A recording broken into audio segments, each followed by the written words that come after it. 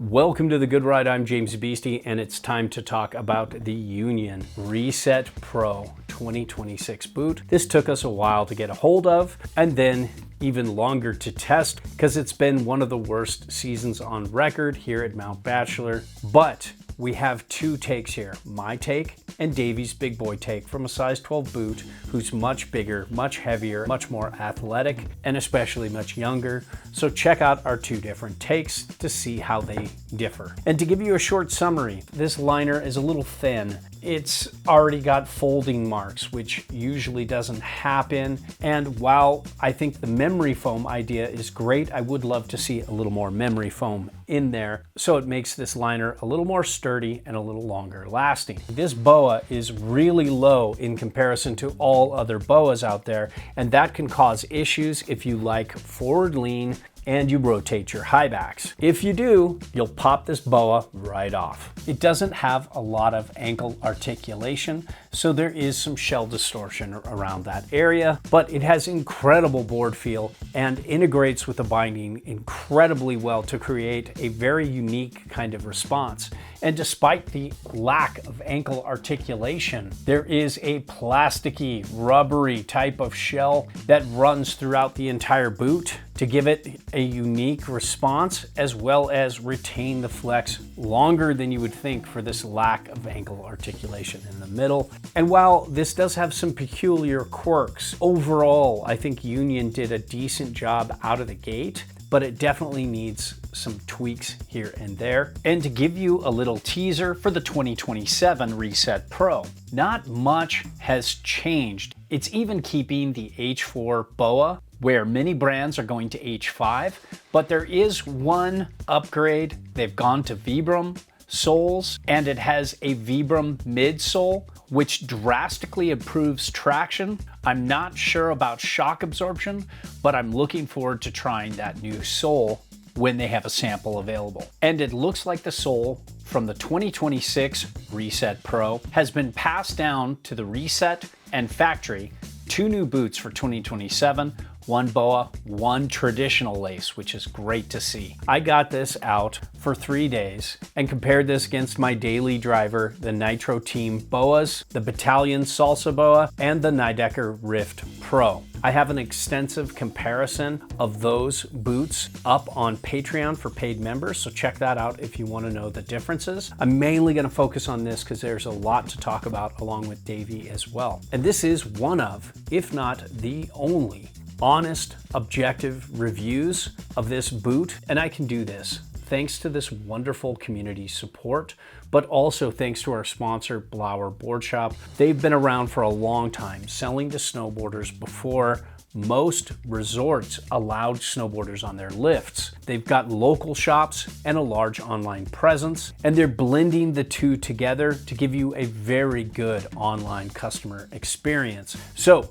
if you want to support honest, objective content like this from an average rider's perspective and one hell of a good shop, click through our links to Blower Board Shop and buy something. It's greatly appreciated. Now, when it comes to weight, these are almost 2 pounds, 9 ounces. That's on the slightly heavy side of medium, but overall, it's not going to be the kind of weight that's going to bother you either way, unless you like really light boots. Now, in terms of fit, these fit my true size 9 feet perfect in terms of length. And in terms of width, these run really wide. I'm an E width, which is the beginning of wide. I felt absolutely nothing on the sides. I have a friend who's a double E in width. Yeah, I'm talking about you, Freddie. He has no problem fitting these boots as well. It's super important to know your foot width. If you don't buy a boot until you do, because they're all made in different widths. But if you're an E to a double E, I think this could work pretty well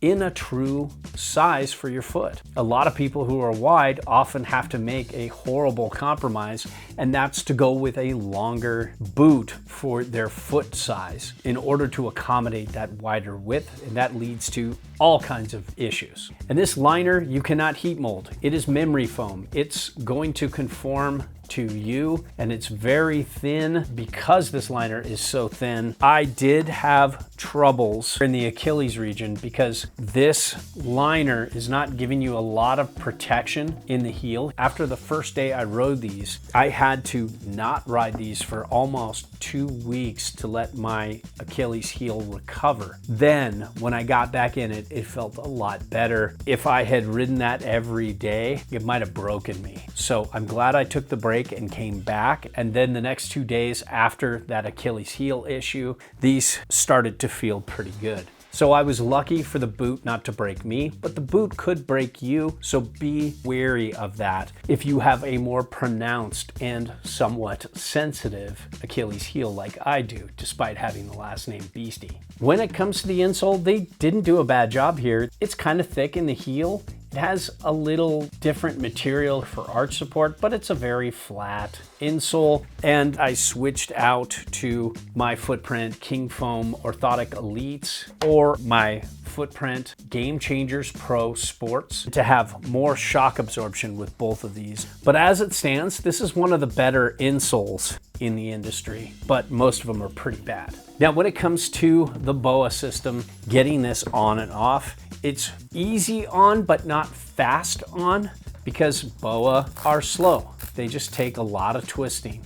You have to be careful if you pop them out and you want to micro adjust. And one thing I do like, the liner has the lacing attached and then a power strap up here for better support around the top to give you a really good fit. And if there's literally nothing inside the boot here like this, you can take this liner with all the stuff attached to it here and toss it and go with something like the Remind Solution Snowboard liner, and it will really change the way this fits and feels. Now here's a problem with the Union Reset Pro BOA. It sits really low down, and my Nitro Team BOA here sits in a normal spot where most snowboard boots put their BOAs. Now, when it's set up with no forward lean and no high back rotation, it's fine. But if you rotate your high backs, like a lot of riders still do, especially with forward lean, the combination of the two, it's so close to this lower BOA, it can pop it off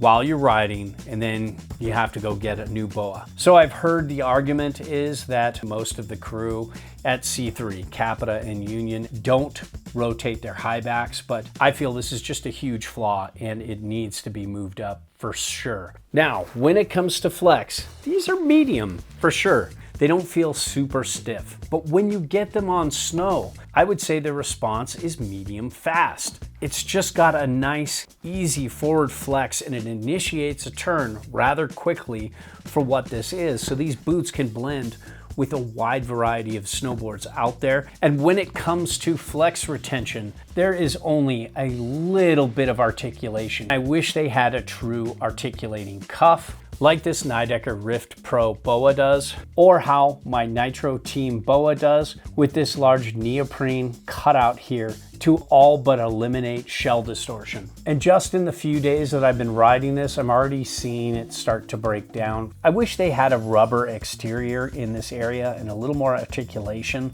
to make this flex stay almost exactly how it is out of the box. Here's the good thing though, after maybe 15-20 days when this is kind of worn, this is going to just hold it there at that point, and it should last a long time. And I like that the whole bottom area of this boot is plastic, so it's not going to wear and break down in that area. Now, when it comes to shock absorption, it looks like there's more than there is here. This is a very minimized sole for board feel, and the board feel is exceptional, but the shock absorption is not. It's good enough, but coming off the Nitro Team BOAs with all that airbag in the back and such a shock absorbent ride, it was a rude awakening. Even coming from my Rift Pros from Nidecker to this boot was a wake-up point too.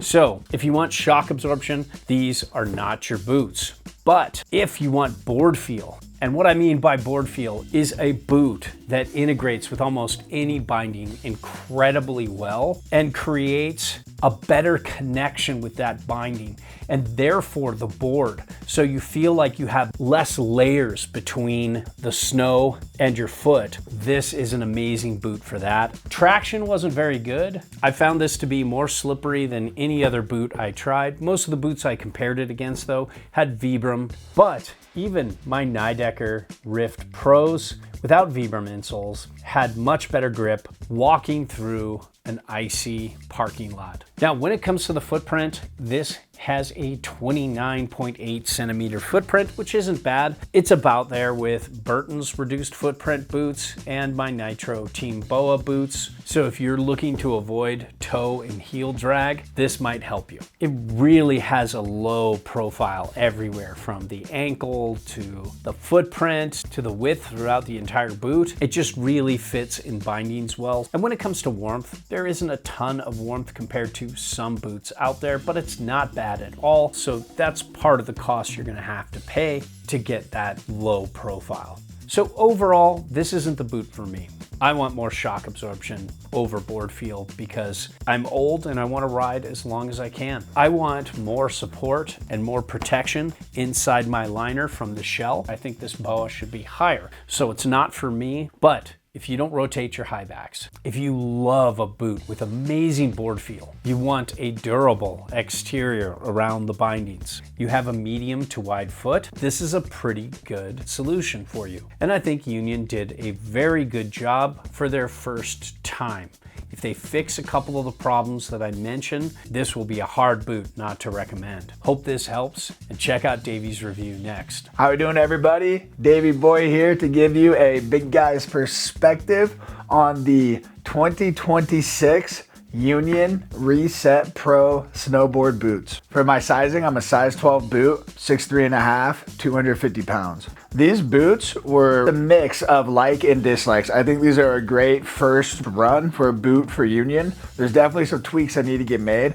I'll get into what I like the most about them first. And I think this exoskeleton they got going on, especially through the heel here, is a great feature. I think that is super dialed. I like the construction across here. The BOAs are really smooth. These boots, they're a little minimalist. They don't feel as bulky on foot as other snowboard boots, and they're a little lighter and they're very responsive. I really liked riding with these. I thought the board feel was phenomenal. The main drawbacks I have, this side BOA is in the wrong location, so it'll hit your high back if your high back is rotated. If we could just move that up and over a little bit, it'd be perfect. Also, there's no articulation points on the ankle, and when you bend the boot out, you can see how that crunches down and creases. So I think if there was an extra little overlap between the siding, like especially on the inside right here, if you had a seam and did two different pieces over the top, I think it would help it articulate and bend better without having that little bow out the side, and that'll definitely help the durability on this boot. The third drawback is the liner. The lightweight liner is a little too lightweight, so when you're taking your foot out of the boot, the liner pulls about halfway out of the boot. A lot of other liners don't do that, and then when you put it back in, you feel it slide back into place. So it rides fine, but still would be nice maybe if it was just a little bit of a thicker liner so it could grip inside the foot a little better, but I'm not sure if that would even fix it. Overall, these boots, great first model. I think for the price range, you might be able to get something that will last a little longer and perform a little better, but these are good boots. I just wish they weren't quite as expensive, or we just fixed these little flaws and they'll be good to go.